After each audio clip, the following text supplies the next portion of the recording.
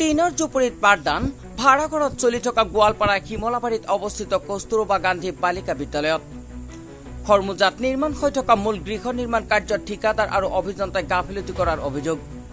খৰমুজাৰ পৰা প্ৰায় 7 কিলোমিটাৰ নিলগত আজিও ভাড়াঘৰত চলি আছে বিদ্যালয়ৰ পাঠদান।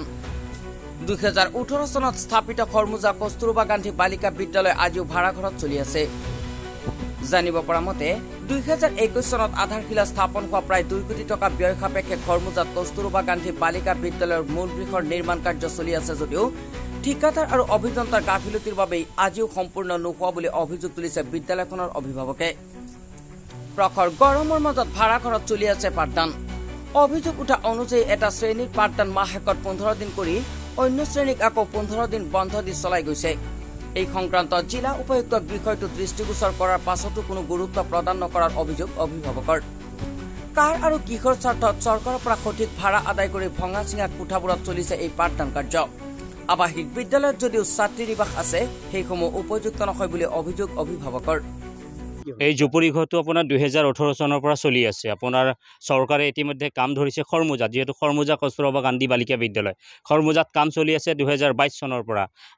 আজি 3 বছৰে হ'ল, 22 নহয় আচলতে 21-22 খুব সম্ভৱ। 3 বছৰ হ'ল অতি লেহেমীয়া গতিত। তাত লাখ লাখ টকা প্ৰায় 2 কোটি টকাৰ চৰকাৰে আবণ্টন দিছে। ঠিকাদাৰৰ মইমতালি বা লেহেমীয়া গতি বা একাংশ বিভাগীয় বিষয়াৰ আচলতে গোপন এটা মিতিৰালি আছে যেন আমাৰ অনুমান হৈছে। নহ'লেনো কিয় আৰু ইমান গৰমৰ মাজত য'ত আমি প্ৰখৰ ফেনৰ তলতো থাকিব নোৱাৰোঁ, AC তলতো মানে কষ্ট আজি এই প্ৰখৰ গৰমত। দেখিছে আপোনাৰ এইকেইটা যে দেখিছে, এইকেইটা মোক আপোনাৰ সহযোগী মই অনুৰোধ কৰিম। এইকেইটা হৈছে শ্ৰেণীকোঠা। এই শ্ৰেণীকোঠাত কোন কোন ছাত্ৰীসকলে পাঠদান মানে কৰিবলগীয়া হয়। তাৰপিছতে হ'ল গাৰ্লছ হোষ্টেল। এইটো যিহেতু ৰেচিডেঞ্চিয়েল স্কুল, গাৰ্লছ হোষ্টেলত যথেষ্ট অসুবিধা। এটা ৰুমত 4-5জনকৈ ছোৱালী থাকিব লাগে। ফেন সঠিক সময়ত ফেন নাই, কেতিয়াবা নষ্ট। খোৱা খাদ্য বিভিন্ন অসুবিধা আছে আনুষংগিক। সেইবোৰ খোৱা খাদ্যটো সিমান গুৰুত্বপূৰ্ণ বিষয় বুলি নধৰোঁ। ক্লাছটো আমাৰ মুখ্য যিহেতুকে উদ্দেশ্য। ইয়াত আচলতে সঠিক সময়ত চৰকাৰে আচলতে আমি অভিযোগ দিছিলোঁ বিভিন্ন সময়ত উপায়ুক্তক জনোৱা, শিক্ষামন্ত্ৰীক জনোৱা হৈছে যে কাম লেহেমীয়া হৈছে। ইয়াত জুপুৰি ঘৰত ক্লাছ কৰিব নোৱাৰে ছাত্ৰীসকলে। আপোনালোকে এইটো আৰু আটাইতকৈ গুৰুত্বপূৰ্ণ কথাটো হ'ল আচলতে গোটেই বিশ্বৰ ইতিহাসত যদি চোৱা যায় এইখনেই হয়তো এখন বিদ্যালয় হ'ব য'ত নেকি এটা শ্ৰেণীক 15 দিন বন্ধ দি অইন এটা শ্ৰেণীক পাঠদান কৰাবলৈ। কাৰণ এটাই অসুবিধা, ইয়াত বহিবলৈ ঠাই নাই। দেখিছে ইয়াত ফেন নাই। ইয়াত মই আপোনালোকক অলপ আমি আচলতে অভিভাৱক গোটেইকেইটা অলপ অনুৰোধ, এইকেইটা যে দেখিছে এইটো কোনো সীমা বেৰ নহয়। এইকেইটা আচলতে ক্লাছৰুম। ইয়াৰ মাজত ইয়াত ছাত্ৰী আছে, বহি আছে, পাঠদান কৰি আছে। কোনো ধৰণৰ ফেন নাই, কোনো বিজুলীৰ ব্যৱস্থা নাই। চৰকাৰে বিষয়টো গুৰুত্ব দিব লাগে। জিলা উপায়ুক্ত মহোদয়ক অভিযোগ দিয়া হৈছিল, শিক্ষামন্ত্ৰীক অভিযোগ দিয়া হৈছিল, কোনো ধৰণৰ গুৰুত্ব নাই। বিভাগীয় যিগৰাকী বিষয়া, বিশেষকৈ দায়িত্বত ভৱেন বৰালী আচলতে মূল দায়িত্ববাহী বিষয়া বুলিও ক'লে হয়তো ভুল কোৱা নহয়। বিভিন্ন সময়ত অভিযোগ দিয়া হৈছিল বা মৌখিকভাৱে কৈছিলোঁ, কোনো ধৰণৰ গুৰুত্ব নাই। ইভেন কেতিয়াবা তেখেতসকলে অভিযোগ ওলোটাহি বজনি দিয়ে, আপোনালোকে অভিযোগ নিদিব, কোনো সংবাদদাতাৰ ওচৰত আপোনালোকে বাইট নিদিব, কাৰণ চৰকাৰে ওলোটা ৰিয়েকশ্যন কৰিব, মানে কাম অতি আৰু আকৌ লেহেমীয়া হ'ব আৰু কষ্ট হ'ব। কাৰণ ভৰালীৰ বিৰুদ্ধে এটা বিহিত তদন্ত ঘোষণা কৰিব লাগে। চৰকাৰৰ পৰা কিমান পুঁজি পায়। আজি কস্তুৰবা গান্ধী বালিকা বিদ্যালয়ত আহিছোঁ। মই ইমান দিন হয়তো বস্তুটো মোৰ নলেজত নাছিল যে কি হৈ আছে, ঘটনাটো কি হ'ল।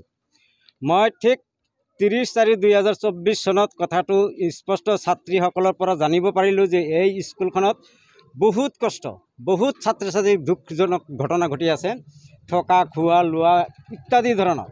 পাছত মই এটা বুদ্ধি কৰিলোঁ, additional commissioner, deputy commissioner, CO এনেকুৱা মিছন কোঅৰ্ডিনেটৰ গোৱালপাৰা, সিহঁতক দৰখাস্তখন আমি নিজে হাতেদি দিছিলোঁ। তেতিয়া মই DC ছাৰৰ ওচৰত গৈছিলোঁ। আমি 3জন মানুহ, আমাৰ গাঁৱৰ শিলডাঙ্গা ৰাভা মানুহ আছিল, পবিত্ৰ ৰাভা আৰু গাঁওবুঢ়া অজিত ৰাভা। সিহঁতক লৈ যাই আমি এই অভিযোগখন DC ছাৰক দিলোঁ যে ছাৰ, আমাৰ ইমান সমস্যা, আমাৰ এই ঠিকাদাৰে কামখিনি বহুত লেহেম গতিত চলি আছে। আজি 2020-21 চনত কাম ষ্টাৰ্ট হৈছে, 22 চনত বা 23 চনত কাম ক্লিয়াৰ দিব বুলি কৈছে। কিন্তু 22-23 চনতো দূৰৰ কথা, 24-ৰ আজি 7 মাহ পাৰ হৈ গ'ল, কিন্তু কাম আজিলৈকে ক্লিয়াৰ কৰি দিব পৰা নাই। চৰকাৰক কি ক'ব? এতিয়া মই DC ছাৰক অনুৰোধ জনাইছোঁ, চৰকাৰক অনুৰোধ জনাইছোঁ, এই কোন ভণ্টিসকলক, ছাত্ৰীসকলক ইয়াৰ পৰা ইমিডিয়েটলি বিল্ডিঙত পাঠদান কৰাৰ সুবিধা দিয়ক, সিহঁতৰ থকাৰ ব্যৱস্থাটো কৰি দিয়ক।